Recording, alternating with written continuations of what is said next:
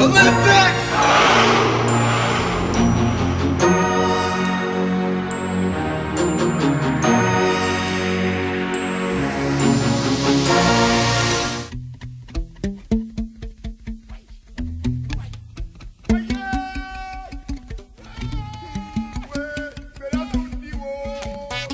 pas seulement le fait de chanter, c'est pas seulement le fait de peindre des tableaux, mais c'est aussi la première des libertés et le principe même des droits de l'homme dans sa globalité, dans son indivisibilité et dans son universalité.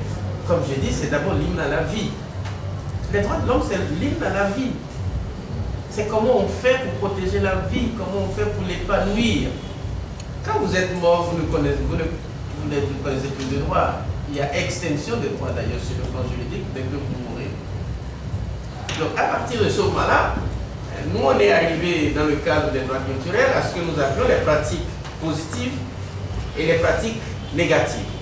Et on est allé jusqu'à développer ce qu'on a appelé les contre-argumentaires culturels. À côté du français, il est très important aussi de comprendre ça. Et c'est ça qui fait le développement aussi de votre milieu, de votre pays. La culture, cela fait partie. La langue fait partie de notre culture. Et ça fait partie des problèmes que nous avons. Moi, je me rappelle, mon enfant, quand il était né, on lui apprenait seulement le français. Mais à l'école, il y a une discipline. Donc, il faut parler la langue nationale. Tout de suite, on lui a donné deux. Dans ce domaine-là. Mais quand il est revenu, j'ai vu dans son carnet de notes, cette note, j'ai compris tout de suite que je n'étais pas en train de lui faire du bien. Une chose est sûre, quand il va aller à l'école, il va apprendre le français à l'école. Mais à la maison, je dois lui apprendre aussi sa langue nationale.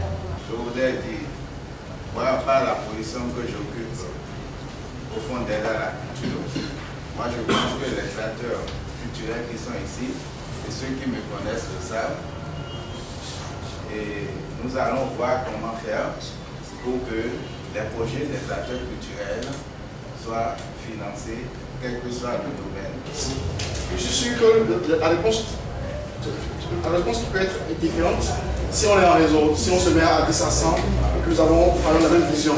Si tu touches à une communauté.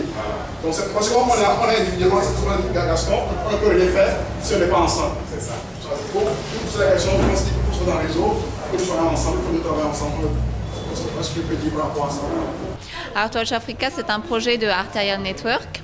Alors, Artaya Network, c'est une ONG panafricaine qui est présente dans 40 pays et qui réunit les artistes et tous les acteurs et promoteurs culturels pour développer la culture sur le continent. Alors, Artwatch Africa est né d'un constat, c'est-à-dire qu'on a remarqué que la liberté d'expression, quand on dit liberté d'expression, on pense toujours à vous, la presse, et on oublie très souvent que l'artiste a besoin d'être libre pour créer, de s'exprimer, exprimer ce qu'il est, exprimer sa culture.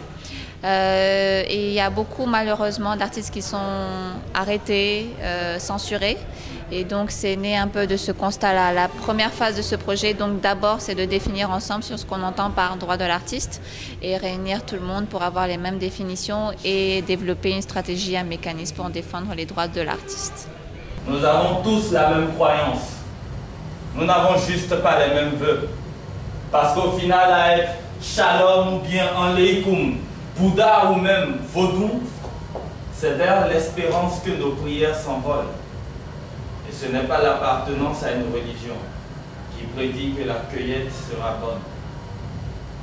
Nous avons tous la même évanescence. Nous n'avons juste pas les mêmes enterrements.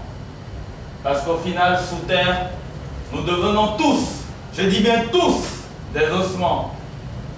Et qui est né poussière, s'en retournera à sa poussière. Merci.